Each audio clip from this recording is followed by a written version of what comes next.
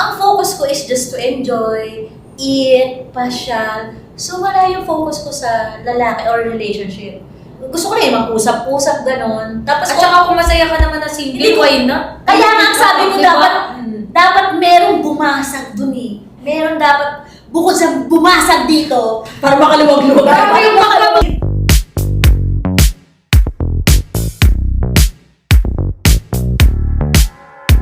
Kayong dalawa, anong ikakasagad ng, kunyari, ang pinakasagad na dahilan para mahiwalayan niyo yung Pag, partner?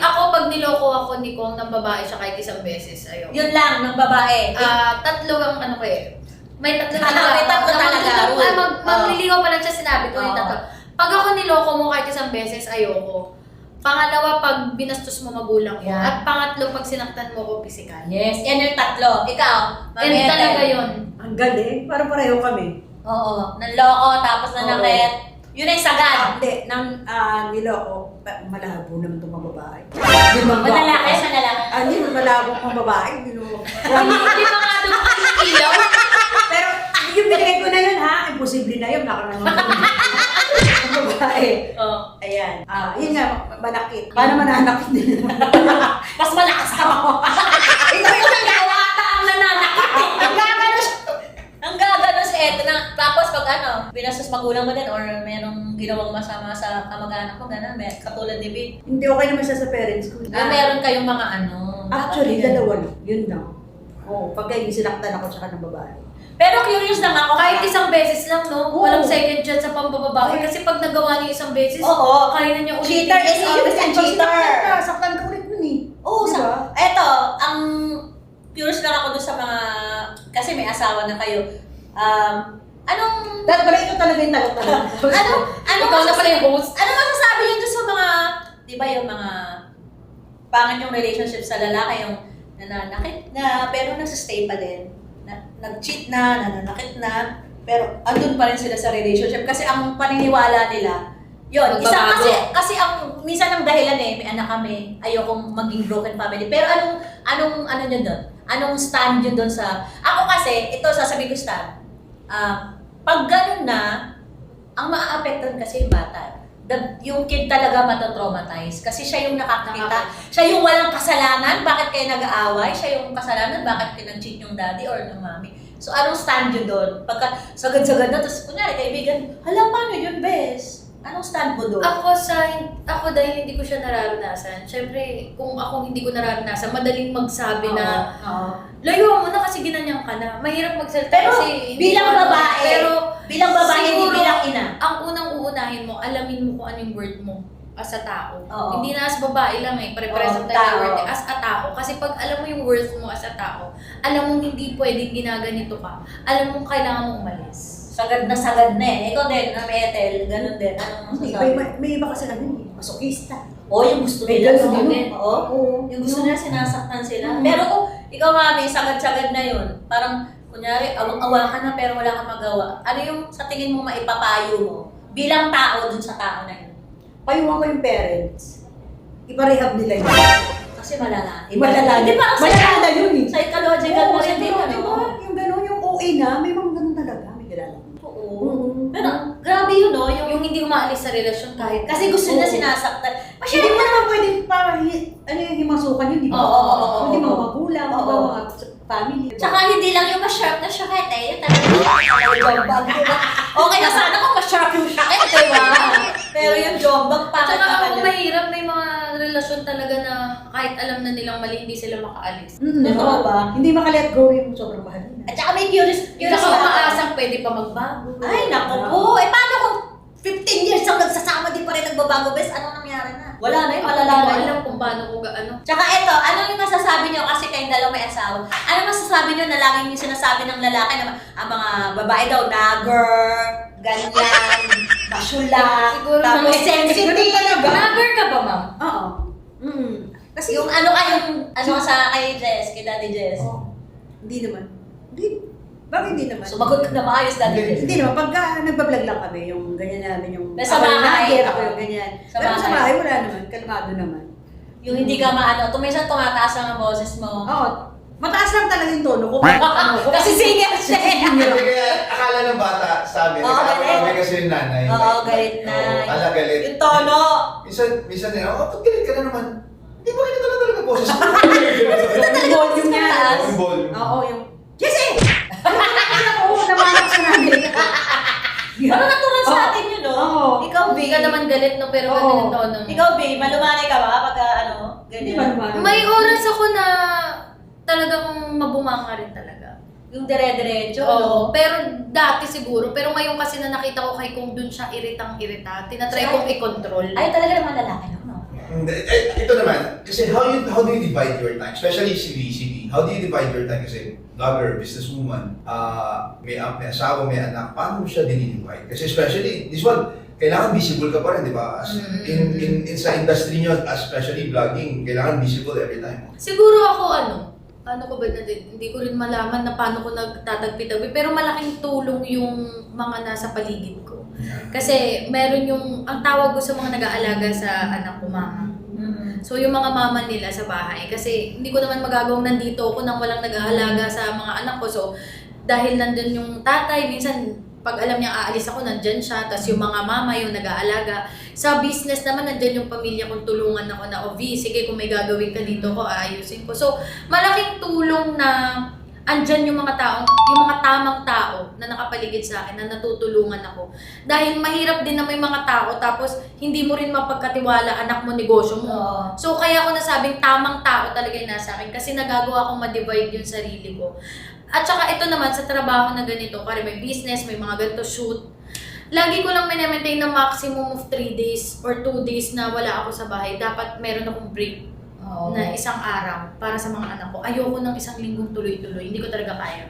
Mababaliw ako. So, alam na yun ng mga kasama ko sa na pag nag-i-schedule, Oo. okay, 2 days lang, may gawa na ng 2 days. Sa ikatatlong araw, bahay yan. Oo, kumbaga Lalo na ang mga anak ko ngayon, isang 3, isang 4 months. Kailangan ako noon. 4 months, no? Dalawa. Oo, kailangan ako.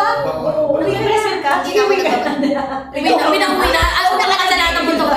Basta ganun, hindi ako pumapayag na sobrang isang linggo akong wala sa bahay. Dapat talaga laktaw-laktaw. Meron akong time na nasa bahay lang nag-aalaga. Oo, kasi baby pa. Efficient yung Months mga pa lang mama. Mm. Efficient yung mga mama mo.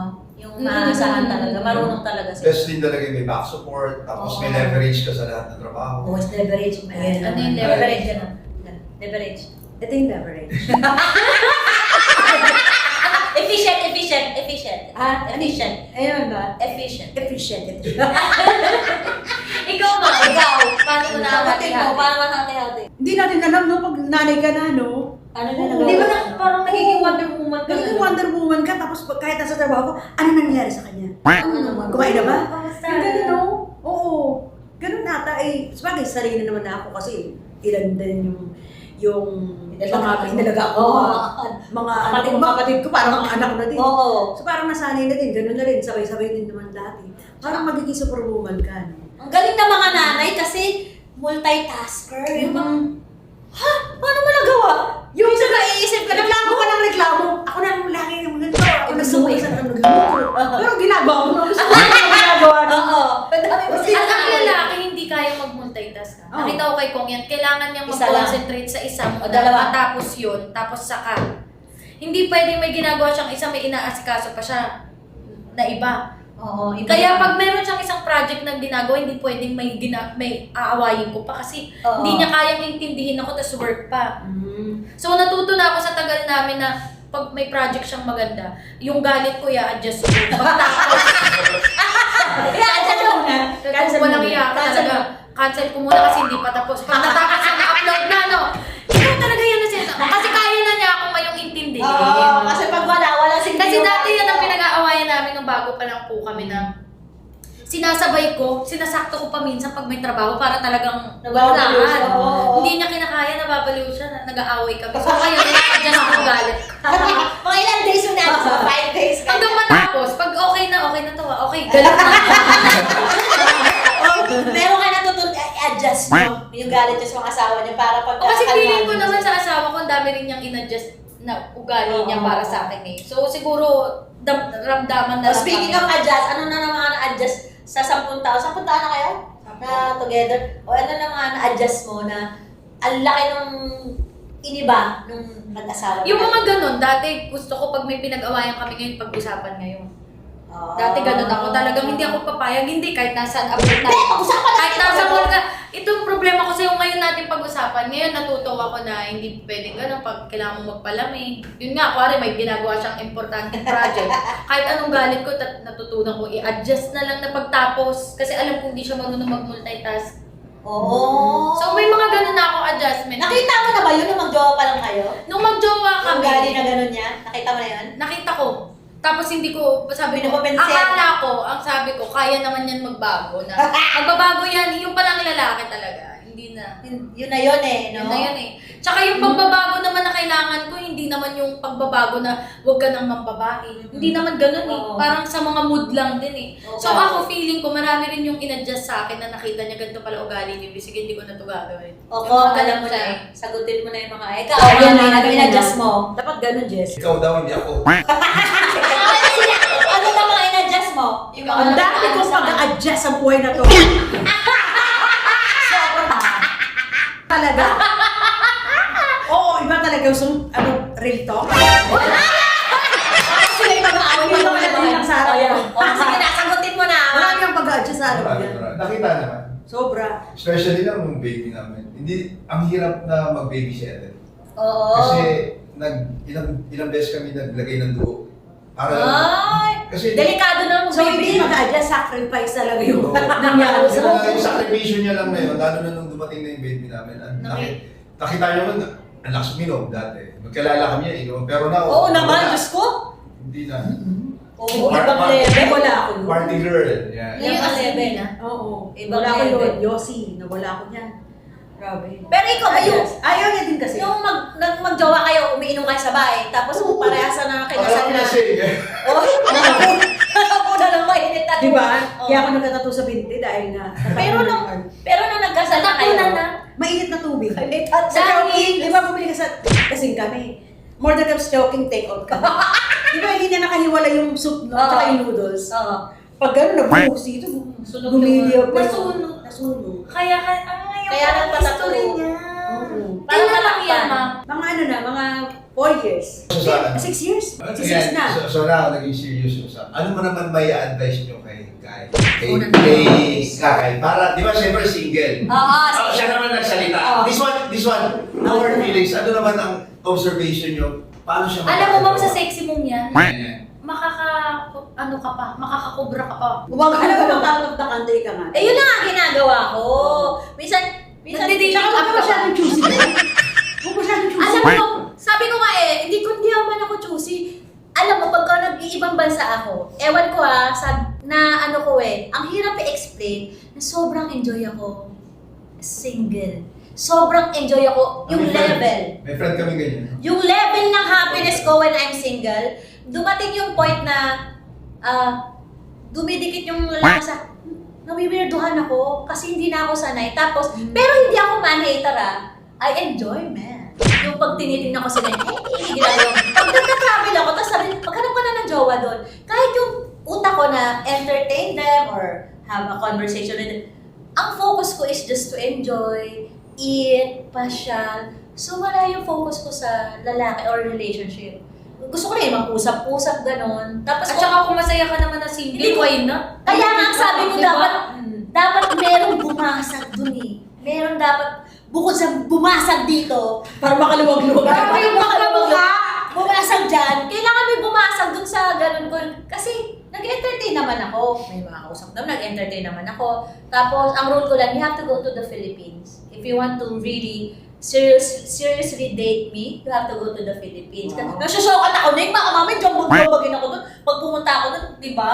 Ganda ko At so, yun ang rule. Tapos, kailangan talaga yung parang ma-head over heels ako sa kanya na kasi ang tanda ko na parang magpakit-pakit, di ba? Ano pa, magpapakit-pakit pa ba ako? Ano bang bet mo, ma'am, sa isang lalaki? Mas matanda sa'yo ng o mas bata? Okay lang naman yung bata. Dish matanda. Hindi ko talaga gusto mabagit. Mas bagay sa gusto mo? Diba gusto ko rin yung mga daddy-daddy. Dahil na. Mama, charing! O, daddy-daddy. Tsaka syempre mature. Dapat pinapantay ko din ng wavelength. O kaya, katulad niya, si Eden, sabi ko, ang laki ng pinagbago. Sabi ko, super saya ako para kay Eden. Kasi naranasan ko to ng ulul-ulo to. Pakan to eh. Tapos, di ba? Napunta sa daddy dati. Oo, napunta sa Dati daddy. ako mga pamapam, di ba? Oo. Mga borta. Ngayon napunta ako sa barangay tanod. Uy, daddy anak sa tato ko, sorry. Pero hindi, di ba? Mami, ano mo naman? Barangay tanod po kayo.